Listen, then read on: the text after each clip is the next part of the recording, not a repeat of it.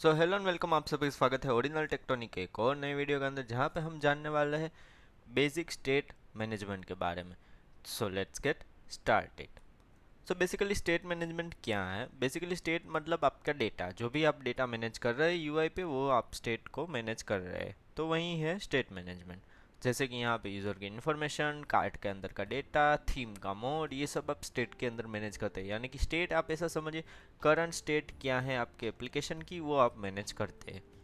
फिर यहाँ पे अगर देखें कि स्टेट मैनेजमेंट के साथ में क्या प्रॉब्लम रहता है। अगर आप पहले तो स्टेट मैनेजमेंट देखा, अगर नॉर्मली आप स्टेट मैनेजमेंट करेंगे तो वो कहीं सारी स्टेट होगी, तो कहीं अलग अलग जगह पे वो डेटा रखा हुआ होगा, तो वो बहुत ही ज़्यादा हार्ड हो जाएगा। अलग अलग जगह पे रखा हुआ होगा। फिर क्या होगा कि डिफरेंट डिफरेंट कंपोनेंट्स के साथ में आपको सिंकअप करनी होगी स्टेट, तो बहुत ही हार्ड हो जाएगा वो मैनेज करने के लिए। यानी कि अगर सपोज आपको थीम प्रोवाइड करनी है और आपकी वेबसाइट में अगर 10 से 15 पेजेस भी हो गए और अलग अलग कंपोनेंट्स हो गए, तो आपको थीम मैनेज करना बहुत ही हार्ड हो जाएगा। फिर यहाँ पे ऑल्सो अगर आप डीबगिंग भी बहुत ही पेनफुल रहेगा, क्योंकि आपने स्टेट मैनेजमेंट नॉर्मली ही किया है, यू स्टेट हुक से नॉर्मल आप कर रहे हैं, तो वो बहुत ही हार्ड हो जाता है। फिर अगर हम देखें कि स्टेट मैनेजमेंट की बेसिक इंपॉर्टेंस क्या है, स्टेट मैनेजमेंट की इंपॉर्टेंस क्या है, कि वो सेंट्रलाइज और कंसिस्टेंट रहता है। डिफरेंट डिफरेंट वेज है हमारे पास, जिससे कि हम यहाँ पे स्टेट मैनेजमेंट कर सकते हैं। बेसिकली डीबगिंग और टेस्टिंग को इजी करता है और डेटा को सेंट्रलाइज कर देता है, जिससे कि क्या होता है कि एप्लीकेशन को स्केल करना बहुत ही इजी हो जाता है।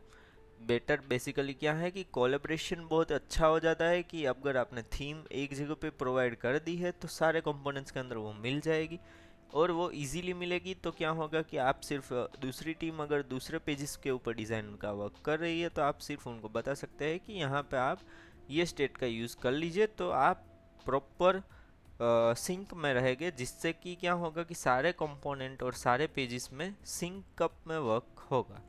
बेसिकली यहाँ पे अगर हम रियल वर्ल्ड एग्जांपल देखें, तो अगर ई कॉमर्स एप्लीकेशन है, तो यहाँ पे आप क्या कर सकते हैं, कार्ट का काउंट है, जो कि क्या है कि हर एक पेजेस पे दिखाना है। मैं कहीं भी पेज में चले जाऊँ, कार्ट का काउंट तो मुझे दिखाना ही है, तो मैं क्या करूँगा कि उसको कहीं पे सेंट्रलाइज्ड कर दूंगा, और सेंट्रलाइज स्टेट के अंदर से मैं कार्ट का काउंट को एक्सेस करूँगा, जिससे कि क्या है, कार्ट के काउंट को मुझे हर एक पेज के अंदर नहीं देना पड़ेगा, और वो पर्टिकुलर एक पेज के अंदर रहेगा और वो सब जगह पे एक्सेस हो जाएगा।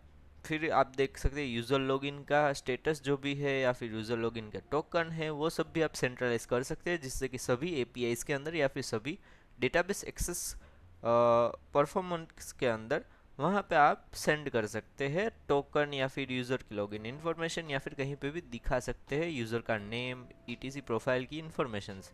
या फिर यहाँ पे थीम भी आप सेव कर सकते हैं, जैसे कि थीम का हमने पहले ही एग्जांपल देखा कि थीम आप सेंट्रलाइज कर दे तो सारे पेजेस के ऊपर आप थीम इजीली शेयर कर सकते हैं।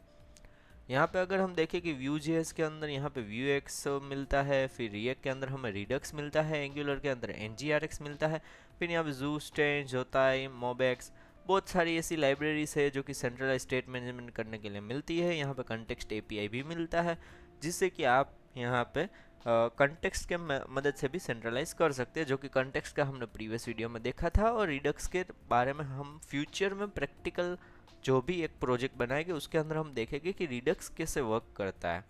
तो यहाँ पे अगर हम बेसिक अगर कंक्लूजन देखें कि स्टेट का काम यह है डेटा सेंट्रलाइज करना है, बेसिकली डेटा सब एक जगह पे रखने के लिए अवेलेबल रहता है।